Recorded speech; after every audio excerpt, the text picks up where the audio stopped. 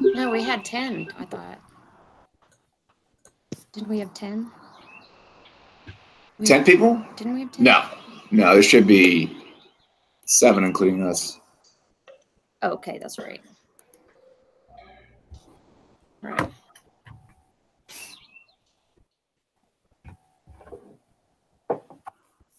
He joined. And there was Chris. Hey, Chris.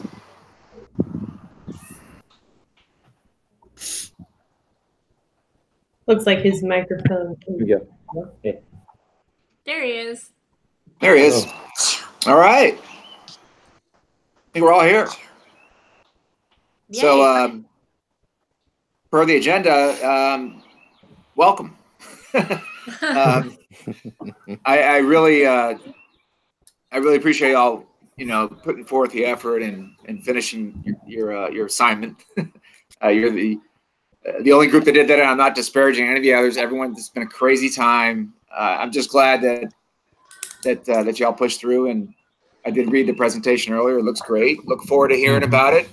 I thought at this point we would just do introductions, starting with the judges who have the great job of judging one team and not having to piss anyone off. But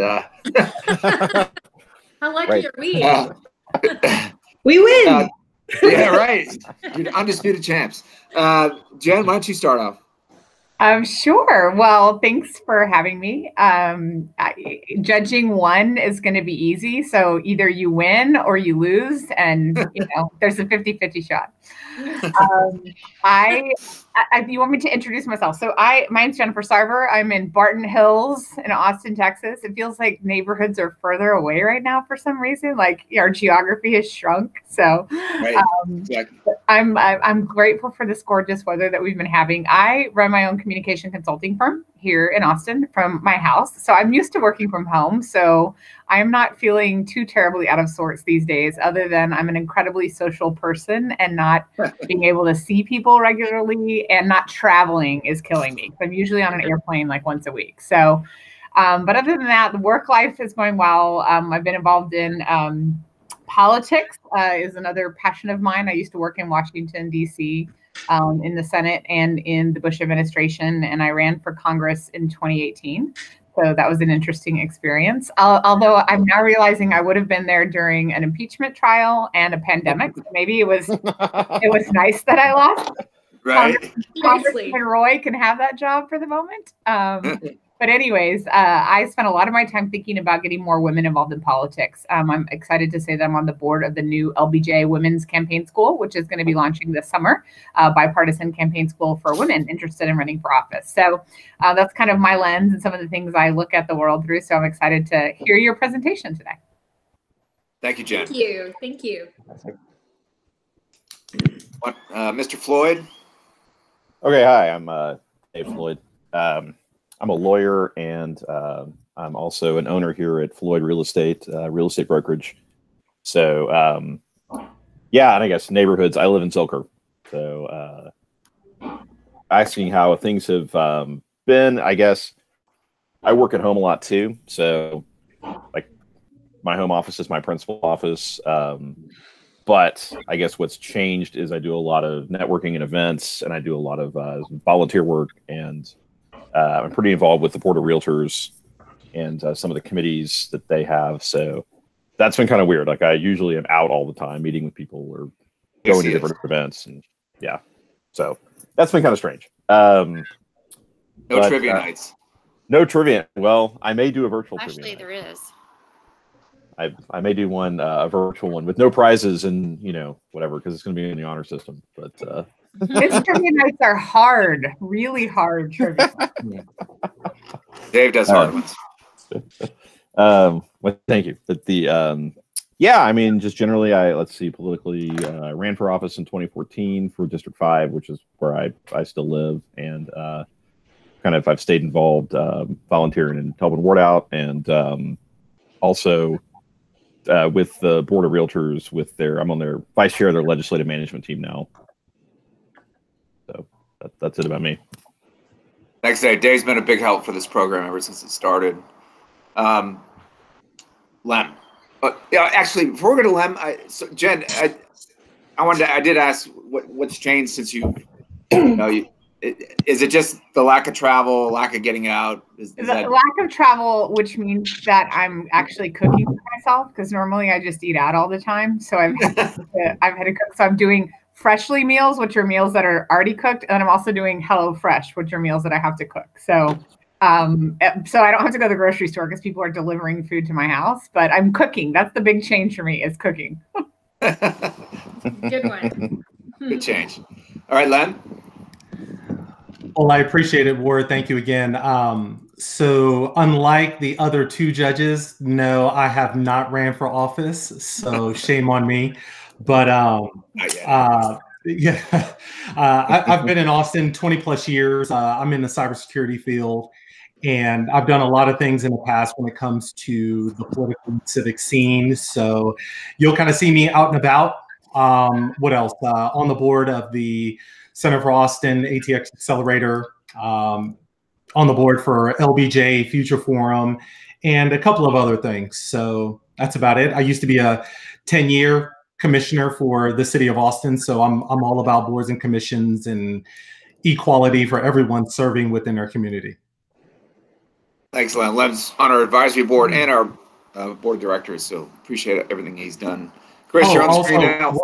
What has changed for me? Yes. So just like Jen, usually I'm on a plane, and I'm really thankful and excited that American Airlines extended elite statuses. So at least I can keep my status until next year. So I'm happy about that. Awesome. Well, I see Erin on the screen, so I'm going to go. Erin, why don't you do a quick introduction? Oh, hi. I am Erin Dempsey.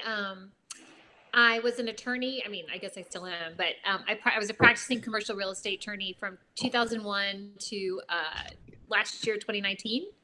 And I'm the owner of a women's apparel company that I launched with a dear friend of mine here in Austin.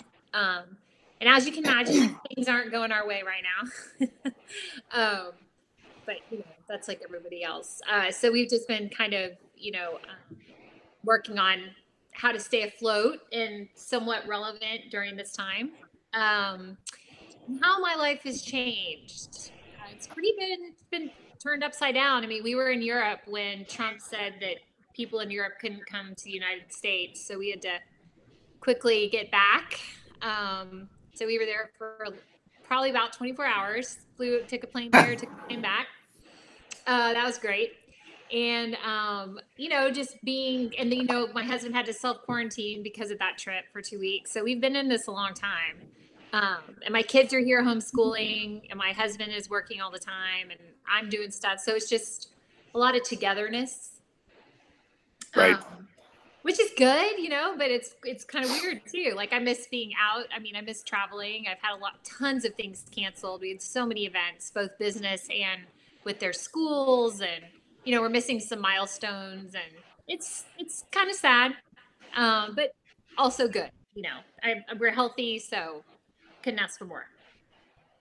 I remember I saw a picture of you on Instagram in Europe, and I was like, "What? Yeah, she's in Europe?"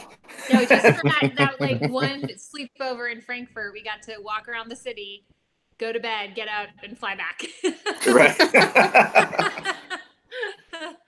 So thanks for a good story. So yeah. Great. Natasha?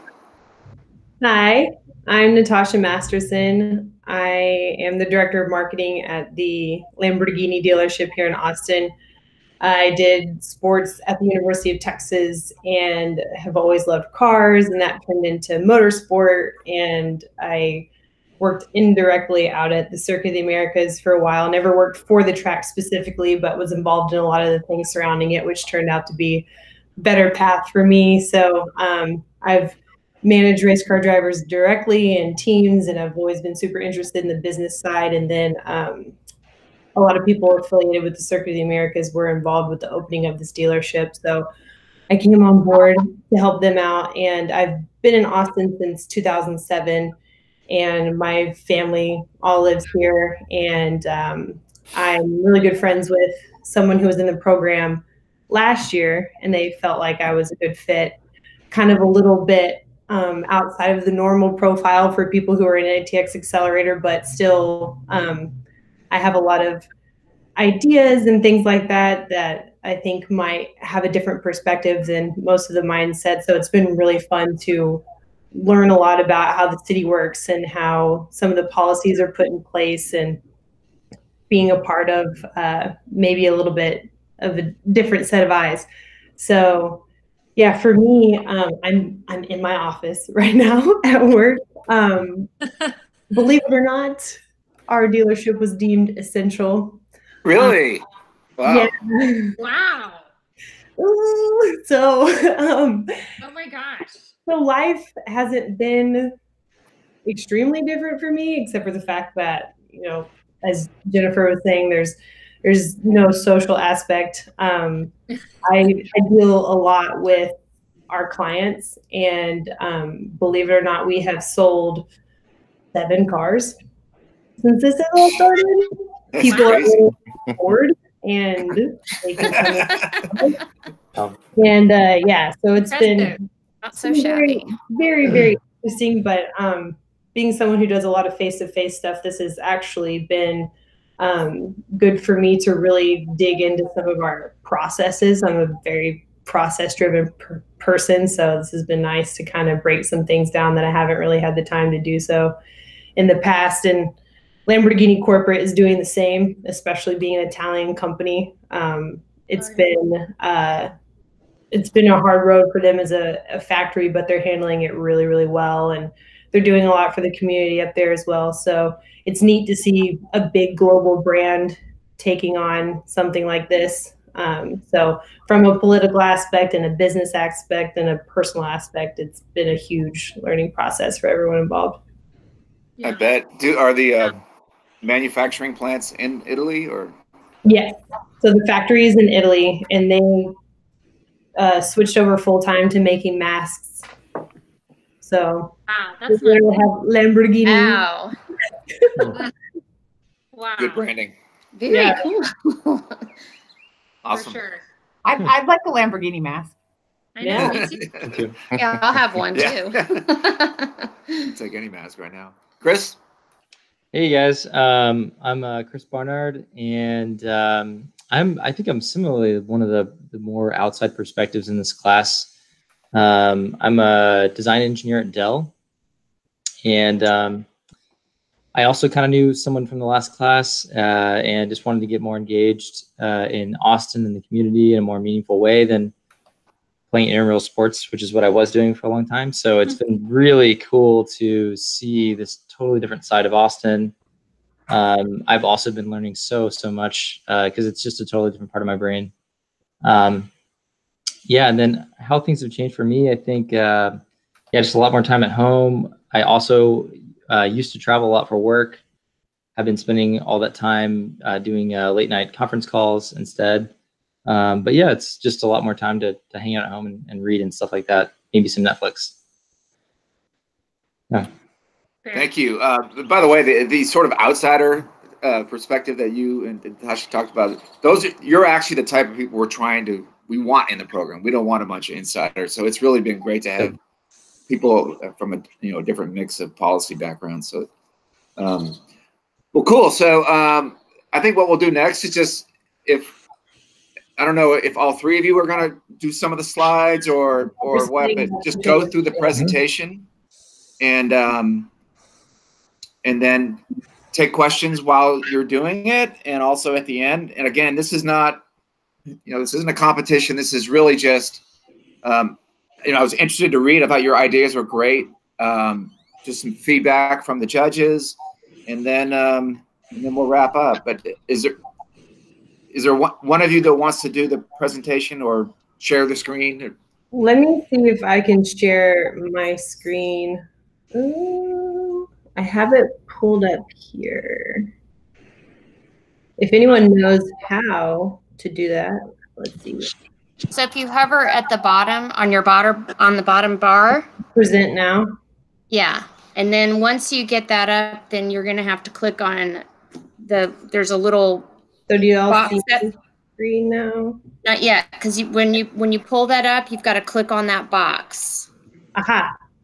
And then it'll say share. There we go.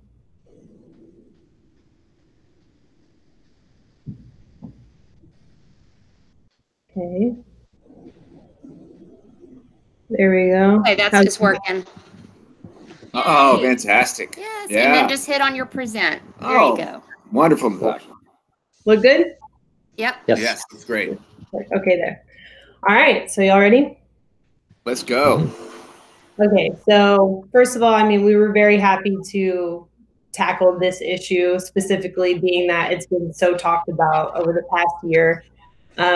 Something that's really prevalent, you know, on the streets right now, everything like that. So there was one other group in the class who also had this topic, and we only got to talk with them briefly about it, but we tackled enough early on that we felt like we still wanted to do the presentation, just because we heard a couple of things in some of our group meetings after coming up with our concept that really drove our concept home. So we wanted to make sure that we got our point across and everything. And then also, before we dive in, I just want to give some credit to Chris Paladino, our other group member.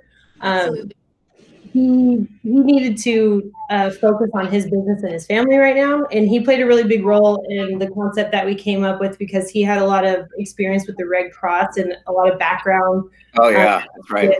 Disasters and things like that. So I know he's really happy that we went ahead and submitted the presentation, everything like that, and with what we came up with. So obviously the background, you know, like I said, this has been front and center lately, but it's been an issue for a while now, and the recent ordinance changes have really brought a lot of attention, and it's been really interesting to see how the public has been split on the issue, and how people are claiming that they don't feel as safe in downtown, and some instances that have come up that have proven that that may not be the case. And you know, a big thing that you need to drive home here is the fact that we don't have a lot of data. So a lot of the public doesn't really fully understand what homelessness is or the causes. So diving into defining homelessness, I think we can all agree that that's not the easiest thing to do. Pretty straightforward as far as, you know, there's several factors involved. And what we tried to do is split this into two primary types, chronic and transitional.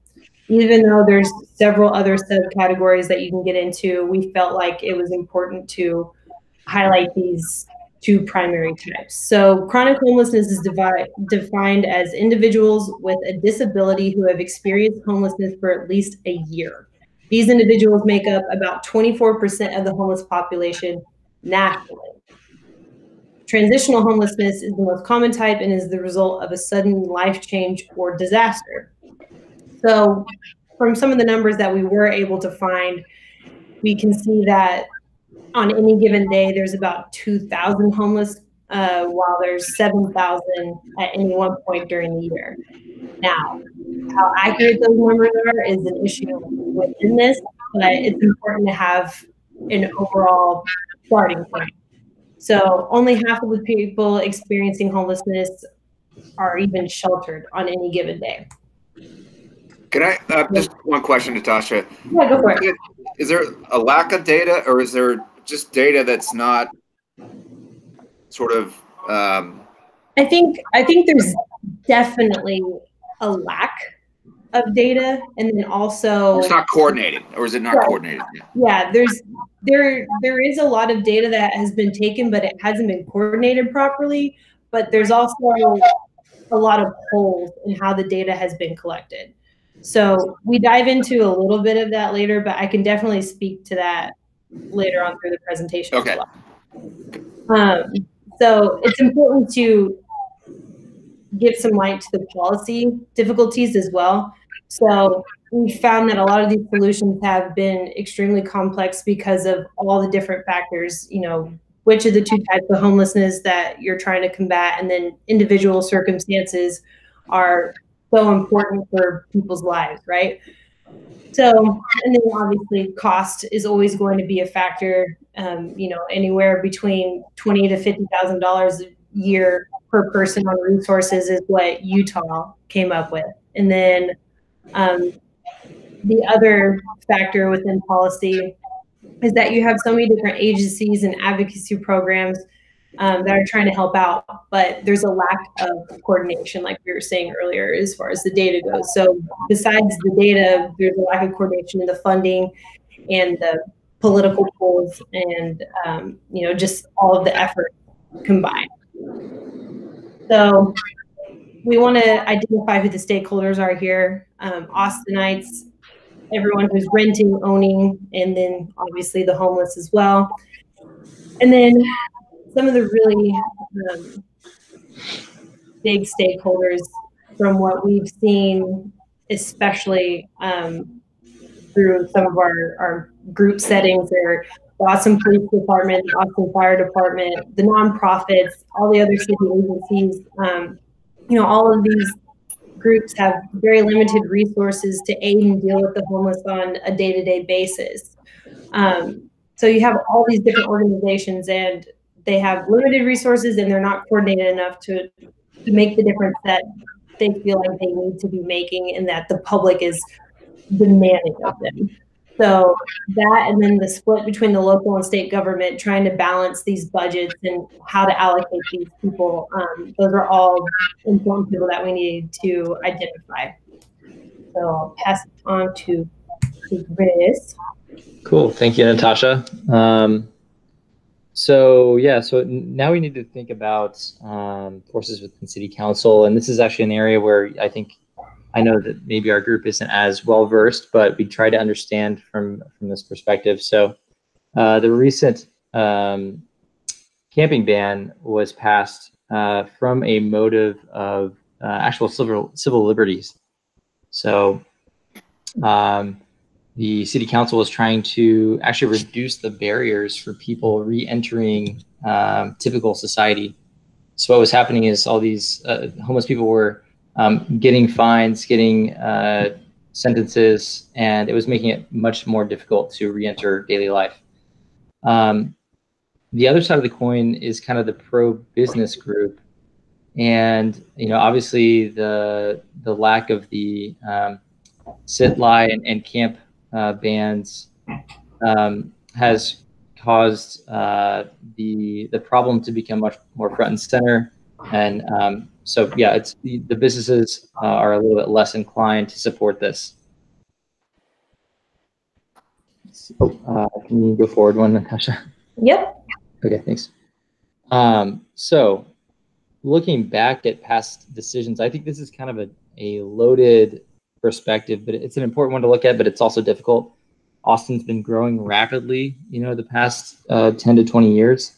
And homelessness, although it's kind of maintained a certain level in Austin, it's really grown, I think, along with housing affordability, which we'll talk about. I guess we've kind of talked about a little bit in the future, but so it's kind of tough to judge previous councils from this perspective because it's more of a systemic issue. But some of the things they could have done was to take the time to better understand this issue. And I think that a lot of the homeless population in Austin is kind of hung out in secluded areas in the city where they're not as seen. And so I think that the city council was able to not prioritize it as high as maybe it should have been. The other thing is just spending time to study it and get that data, as Natasha mentioned earlier. I don't think that we have a lot of good data right now on, you know, exactly who is homeless and how that's going in Austin. So I think we can go on to the next slide. So there's some really interesting kind of social experiments that Salt Lake City and Columbus, Ohio specifically have done. Salt Lake City especially a few years ago had a lot of success.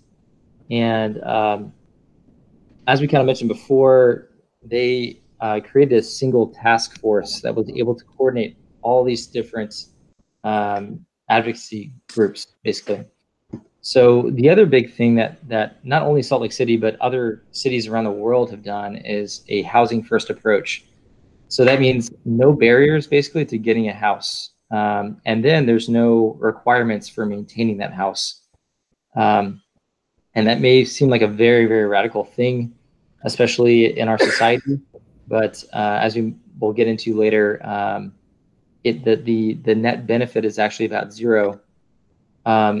So that's something that's been really, really helpful. And I think a lot of people that have been homeless, at least in the research that we've done, they feel like the first step is just getting a house, a platform to start from. So that's really important. The next thing that other cities have done right is they've had enough funding. And I think actually Austin is just now increasing their funding quite a bit, but that's something that, going back to the other slide, Austin as a city could have done more to fund these efforts. So yeah, the other big thing about, obviously to get everyone a house, you have to have enough houses. That's another big part. It's a big expensive part of this equation, but it is something that other successful cities have done. And then I think as Chris Paladino kind of pointed out when we were first laying this out, it's really important to have someone guide these people through every step of the way. It's a very daunting task, and there's just a lot of different information and different agencies that can help. So having someone there to guide you along the way is really, really helpful. So we can go on to the next slide. So this is we kind of have a two-part solution, and Erin will go through the second part, but this is the first step of this two-part solution. And that is kind of finding a way to create a central agency that can manage all these other different advocacy groups. They can interact. They can be the point man, I guess, in interacting with the city council. They can help coordinate mental health services. And then through the city council, I think we were thinking that they could also kind of guide the policy for APD and the fire department and EMS. So instead of arresting people for something or what have you, making sure that the homeless population is treated in a way that is most successful and getting them into a better place. So it's kind of a web down at the bottom, but you can see that orange circle. That's kind of we don't have a name for it yet, or a commission name for it, but that would be the central hub, right? And the big thing is that they can set policy. They can prioritize the policy, which is actually something that we learned in one of our previous classes. And then they can set the budget priorities. And they can ask for the correct amount of funding. And also, kind of to your previous question, Ward, what kind of data do we have? There's all these disparate kind of chunks of data. The APD knows that they spend a lot of time dealing with homeless people, but they may not be able to share like a concrete number with, hey, how much is that actually costing the city? To these other portions of these other groups. So getting that data through the city council, they could also do public awareness campaigns, educating the public. So letting the public know that, hey, by letting people have a housing first program, it may be by your house, but it also gets people off the street. And in the end, it will help your community. And then, like I said, a net benefit analysis, I think would be really helpful, getting all this data from everyone. And so then from here, we'll go to the next part of our solution, and I'll hand it off to Erin. Thank you. Actually, not to Erin, before you get started, I wanted to kind of pause for a second to give Dave and Jen and Lem a chance to maybe ask a question or two before we get. Because and I'll interrupt, because one of the things that I took away from the homelessness session we had at during the Accelerator program was that there wasn't really a centralized process, that there was a lot of different groups working, and they talked about how they work together, and I'm sure they do work together, but yeah, I was surprised. That's something that I'm extremely curious about, is what are for lack of a better term, what are the political factors at play that keep these organizations so separate? It's wonderful to see how many people feel moved by the fact that they want to help with homelessness, but it makes you wonder why all these organizations feel like they need to be so disconnected. Right. Yeah, and it seems like by being so disconnected, you're missing a lot of opportunities because you're so limited in scope. And then you're only able to keep track of, you know, the few people that you're able to provide housing for, or, you know, guide to account. You know what I mean? It's just very limiting. Yeah, I mean, that was one of my questions, I guess, would be, do they want to be centralized? And I think there's some good reason why they might not. So I've gone out and gone on a tour of the Community First Village and spent a couple hours out there with Alan Graham, and he's pretty happy with the way he gets to run his show because he doesn't have to answer to government, right? And he's really effective at what he does. The moment you give a big government, so this is my conservative side speaking, a big government solution that costs taxpayers more and takes away that individual autonomy from some of these nonprofit organizations, that creates problems. I've also done work with the Salvation Army, who gets constantly frustrated because, you know, they get criticized for downtown people being out front of their location, et cetera. And it's not them, it's front steps, right? And so there's not, I think that everybody's hearts are in the right place, but there's practical reasons why they don't work together, because big comprehensive solutions don't always work, and they haven't seen the city that's been able to effectively coordinate this stuff thus far. So how this gets put together, I think, would be the question I would have, and whether they want to do that and to give up some of that autonomy for a more comprehensive solution. And I can agree with how certain organizations, you know, want to do things their own way and things like that, and how a lot of them do a really good job. But at the same time, I feel like you could set some of that aside and still have a centralized database. At least think of like a CRM, like a customer relationship management system, right? So at least being able to have information on the people that are, whether they decide to go to one program or another, we can still have this centralized data system to have better numbers on, and just better information overall on what type of homelessness is really affecting our population and things like that. So I feel like even if these organizations wanted to be separate, there could still be a more centralized profile system. Yeah. Well, also, Natasha, I mean, we were also talking about how, you know, on any given day, okay, so the data isn't great, but around 2,000 people are visibly homeless in Austin. So we were thinking of this as kind of like something that you could conquer relatively quickly, treating it as a disaster that needs to be treated immediately.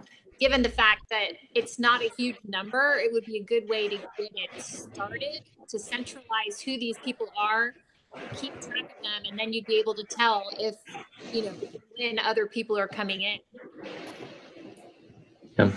So I think you guys are pinpointing an area where maybe we don't have the most expertise, but I think in our mind, the way that this would start off is you start with city council, obviously, and then you know, APD, probably the mental health services, social services, the Arch, all of the organizations that are actually tied into the city first, and then I think if we had something that was working, we were providing good data, providing a good framework and direction for others, then maybe you could start to bring in people like the Downtown Alliance, Caritas, Salvation Army.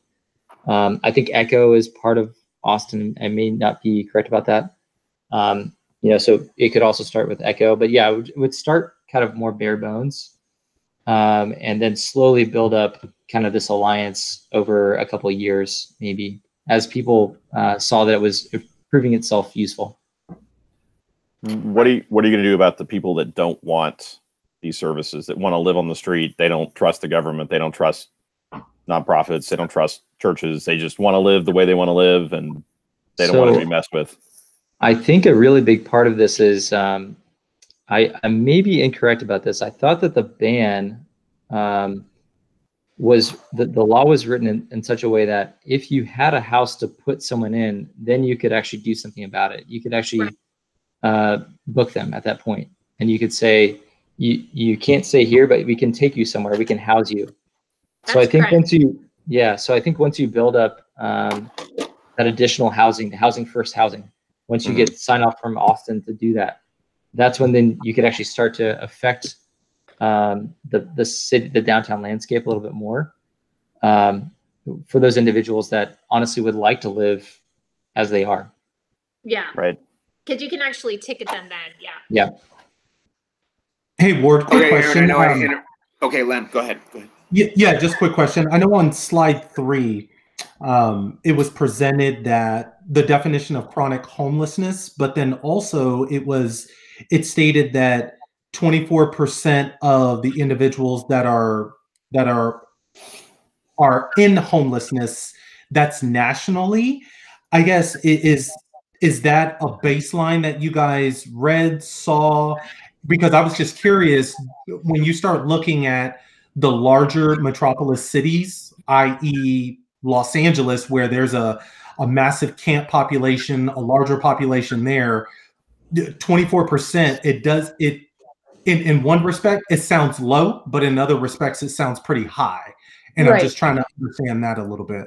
Right. And I did try to note when I read that part of our problem is not having the kind of data that we really need. And a lot of the data that we have as far as those numbers go, specifically for Austin, I think have a lot to do with like the one night a year that they go out and survey a lot of things, and it's being pulled from different places. So the authenticity of that data is questionable.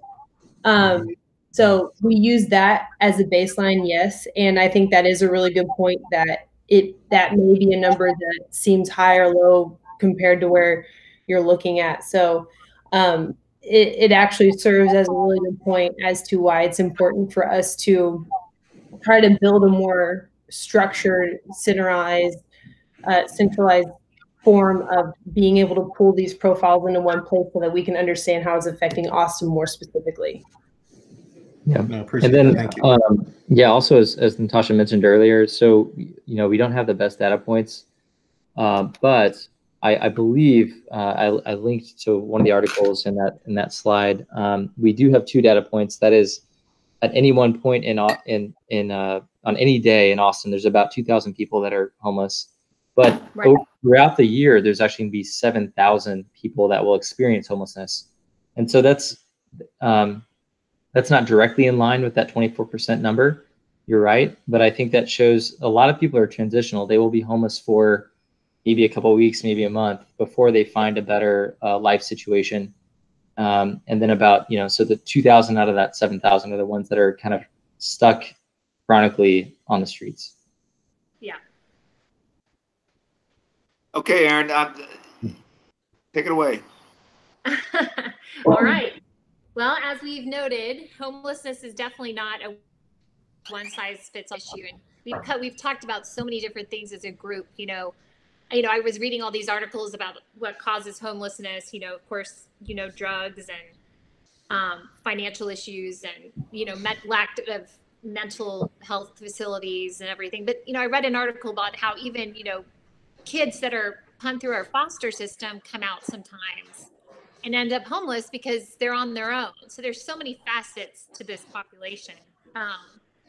But we've come to think that the most successful systems for dealing with these issues involve key stakeholders in every step of the process, and then they provide a holistic approach to homelessness, which would encompass people on the brink. So hopefully we can prevent a chunk of the population from actually entering into homelessness. The housing first and the case management appears to be the most successful model for reducing it. And I think it would improve the health and welfare of the vulnerable among us, but also not contribute too much to the budget deficit, because what we're hoping for is by streamlining the process, costs would go down. So our new agency, which we don't have a name for, would be able to develop their own system to address the homeless population, which would include an intake system. And I think that's where we were saying we would start kind of bare bones to start collecting data. And then once we start collecting data with the city organizations, the organizations that address homelessness that are also tied to the city could start to say, hey, you know, this is who's coming in. These are the trends we're watching. You know, hopefully we would be able to get them into temporary housing relatively quickly. And then we're hoping that these other organizations would want to come in and provide the services that they're best at. And give, you know, this population guidance as to what to do when, you know, at their most vulnerable time. Some of the goals would be to ensure that each individual is matched with the available resources that they need. And, you know, going through these groups that are out there to assist the homeless, it's all there. It's just very separated. Reduce the duplication of service. That would be a big one. Follow progress from initial contact through whatever outcomes are defined as success for the individual. And over time, develop the data about why Austinites become homeless, what resources, programs, and interventions that are the most successful at preventing homelessness and maybe even, you know, fixing it for most of the population, and how much is being spent through the homeless resource system where spending is successful, and what additional or reallocated spending might be productive. The goal would obviously be engaging constituencies around the city so we could all have, you know, kind of a, I don't know, I'll be on the same page, hopefully, because it seems this is such a dividing issue. We could all come into it together somehow. You know, with the mayor, Austin, I mean, everybody has different perspectives on it. If they could all come together, bring their perspectives together, and then move people through to collect data and help them the best way they can, we think it would be successful.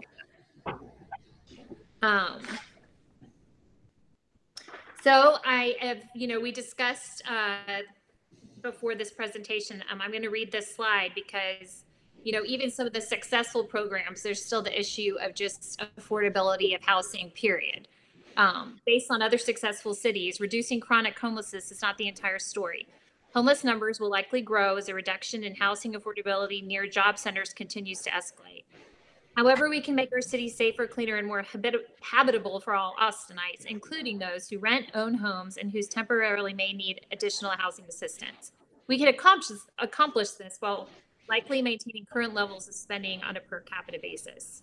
Importantly, there may be a collective peace of mind in knowing that during what may be a very traumatic life event leading to loss of housing, the city will be there for residents, ensuring that they can find help and a path forward almost instantaneously. So there we go. I'm sorry? There we go. Did someone jump in? Yeah. Well, anyway, well, first of all, great work. I have a few questions. I'm sure Dave and Jen and Nancy and Lem as well. So basically, you're looking for a city government agency to kind of coordinate all the various services and data that's out there regarding homelessness. Yes. Yes. Yeah, I think we definitely need to start with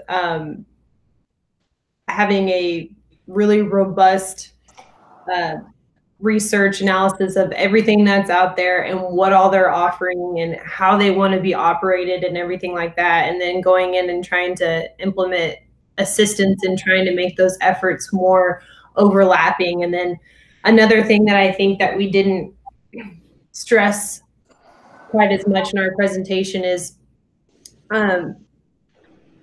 really pinning down how much is being spent on homelessness is also part of the unknown here. So trying to understand how much is being spent, where it's being spent, and how it can be spent better is another big thing. Our presentation, one of the class meetings, how they really had no idea how much was being spent.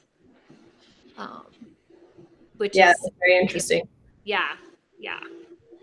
So this would be a way to figure that out. Yeah. Dave, Lem, Jen? Yeah, I'll just say a couple things. Thank you guys for putting so much work into this and powering through despite everything, because I think this is it's a significant challenge in our city, and it feels like it's at this boiling point. And I do think that level-headed people need to come together with a solution. And there are a lot of people who have hearts in the right place and a lot of good organizations, but you're right, it's not well coordinated. And I'm interested in this concept. I wonder if there's a public-private partnership instead of a government agency. So that might be something I would look at. The comment you just made about knowing how much it costs, when you said, I think Salt Lake they said $20,000 to $50,000 per person. I think if we could quantify how much we are spending, that would help people understand. We want to take those resources and spend them in a more efficient way. So I was very interested in that.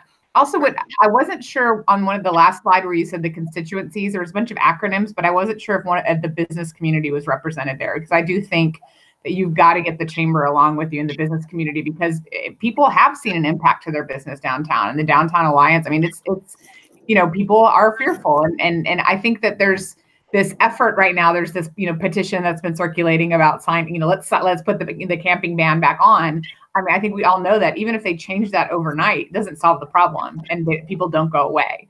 And so there's this false sense of like, let's just switch this, turn the switch and it's gone, and that's not going to happen. So we need all these entities who are, currently at odds to come together. So I think whatever solution needs to recognize those concerns and bring people to the table. But I think this is being a data-driven, evidence-based approach is the way to go. And so we need those numbers. And so I'm really, grateful for the work you put into this, and I hope we see it move forward.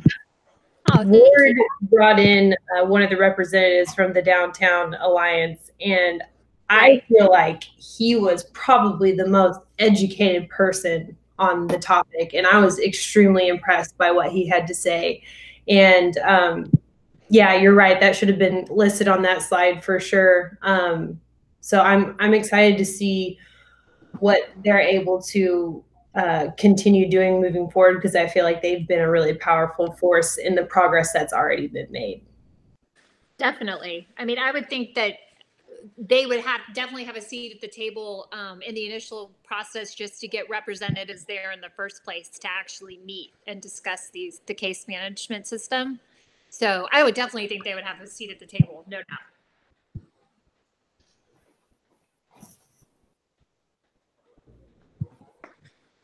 Dave or Lem, anything?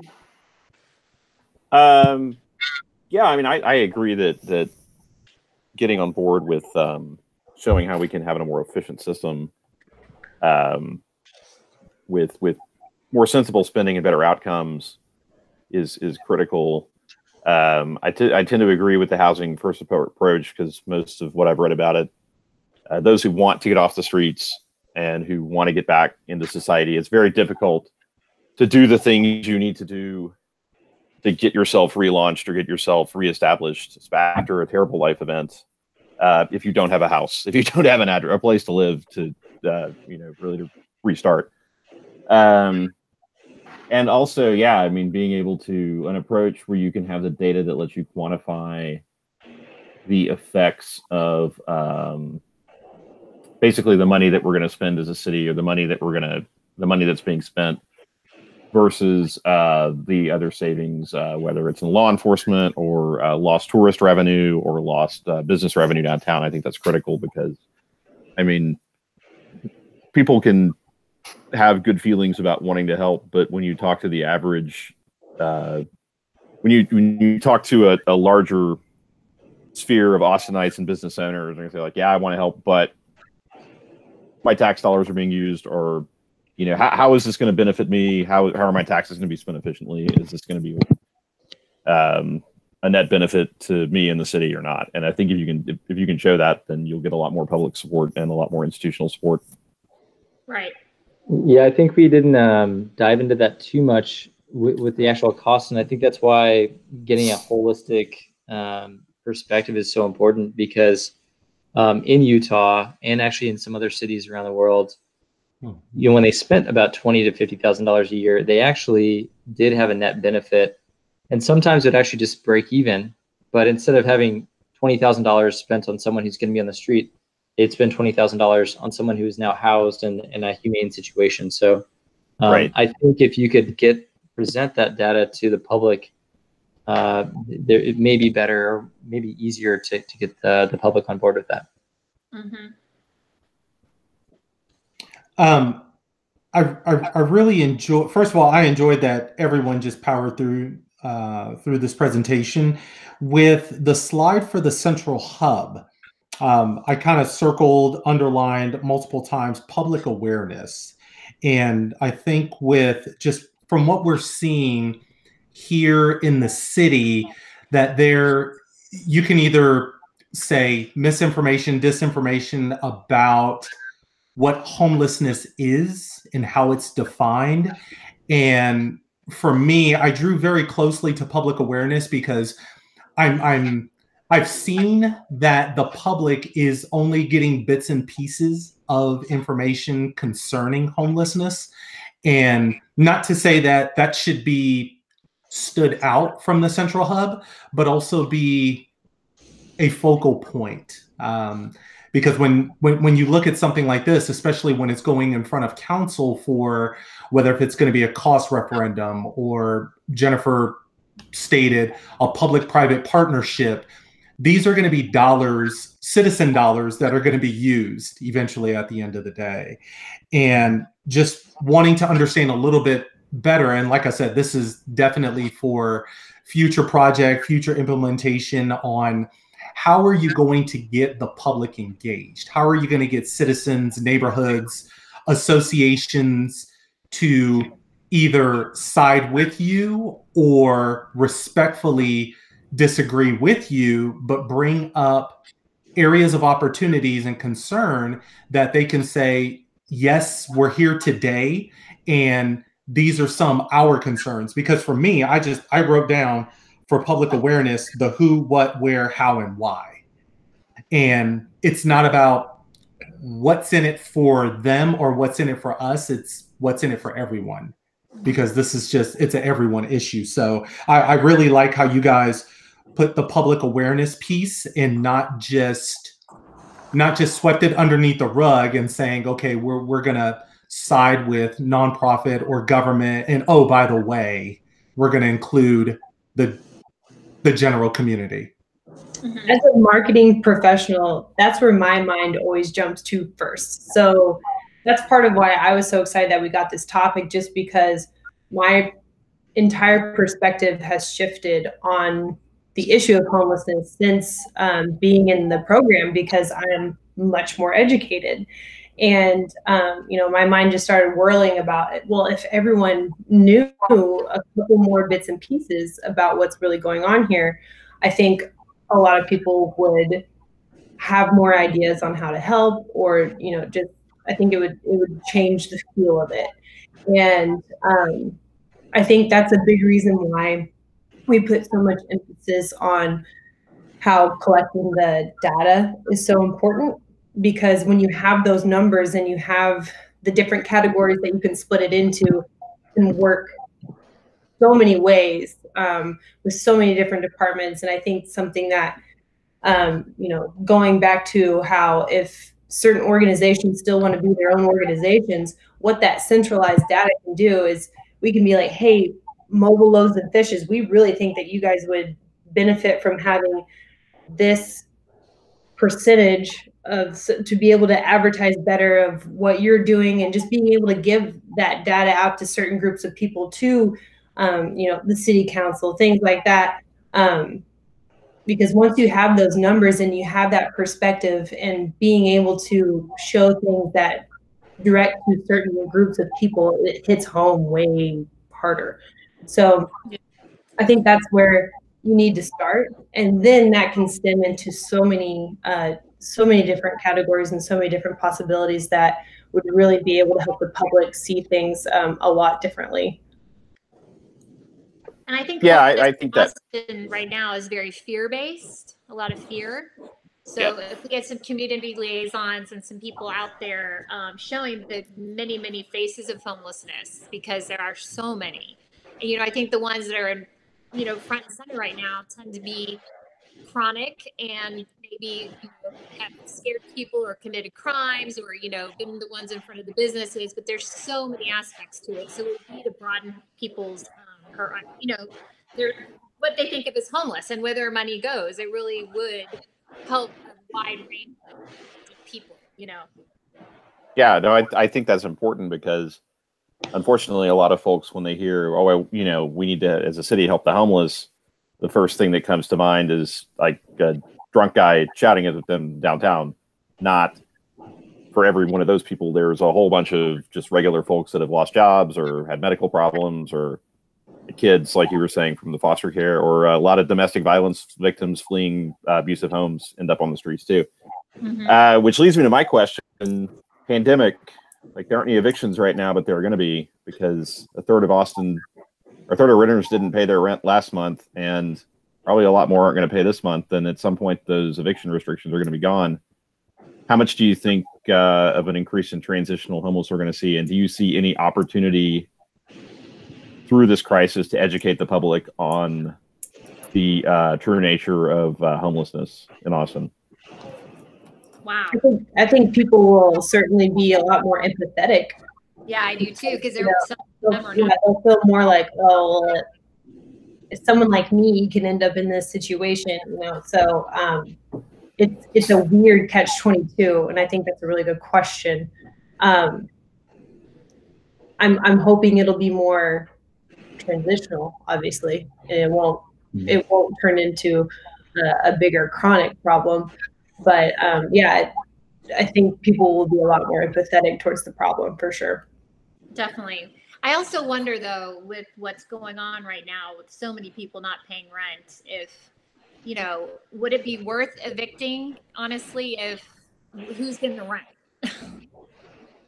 Well, I don't know. I mean, right? A lot of people probably aren't. They're going to work it out, but a lot of people are. I mean, yeah, we have a housing shortage in this town, and if I just think it's like everybody's in this rock and a hard place, but it would be a good opportunity to show that anybody at any time, could be on the brink of homelessness. Yeah. Right. Yeah, I think your question is highlighting how homelessness is really a symptom of other problems, and not saying that that the virus is a problem, a systemic problem, but our city, maybe our country's inability to handle something like this, that's a separate problem, and the result of that is in a few months there may be a much greater number of people that are homeless. Right. Let's say it's rip the Band-Aid off some systemic problems, and I'm just saying, like, that's what I'm thinking. Like, think about ways maybe to use that as an opportunity to educate. Definitely. Problems that already existed before the virus happened. Well, I think books I read about, the working poor and people, living basically their lives on the brink of homelessness. And a lot of America really is a paycheck away from disaster. One paycheck gone, and then their world is rocked. So yeah, it's a big problem. This is going to really exacerbate the situation for sure. Right. And how we handle it, I don't know. Just my thoughts on it are, just to throw it out, that like a lot of times there's a lot of moralization with homelessness, like, oh, those people, they're lazy, they didn't work hard enough or whatever. And it's like you're having a whole bunch of people who may end up without housing that were doing the best they could before, and they were working hard or whatever. And like a circumstance that's affected all of us has affected them. And I like that you're saying there is opportunity to like capitalize on public empathy, maybe. To move ahead, Yeah, it would be nice if that could happen, because it would really broaden what I was saying earlier, showing the many different faces out there. It's not just someone who scared you on the street one day. It's crosses a lot of population.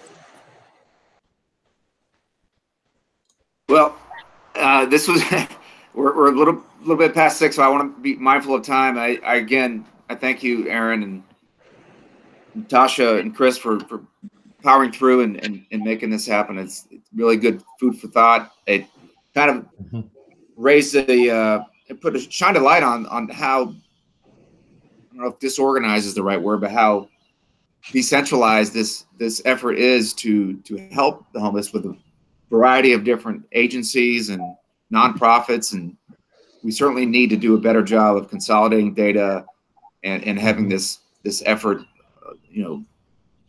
centralized, I think, in some way, whether that's through government or a public-private partnership, as Jenna mentioned. Somehow we got to do something different than we're doing today. Yeah. So, well, thank you. If you have any final thoughts, I'd love to hear.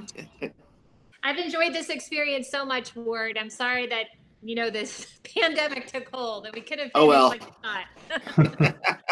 Yeah, and thank you to the judges for coming on and helping being a part of the conversation. Yeah, thank you guys. Yeah, Yeah, I had literally nowhere else to be. No, I really liked your presentation, and I appreciate that y'all did it with everything going on, especially. But I just thanks for doing the presentation. It was good. I enjoyed it. Yeah, thank you. So Much appreciated. Thank you. Well, once this thing rolls over, we'll all get back to see each other again, and this isn't the last. So, but again, thanks again, and everyone stay safe and healthy, and we'll see you soon. Bye. Thank you, guys. Hey, Thank you. Have a good one. Thank you. Thank you. All right, have a good one. Bye. Bye. God, that was good. Yeah. It was so good.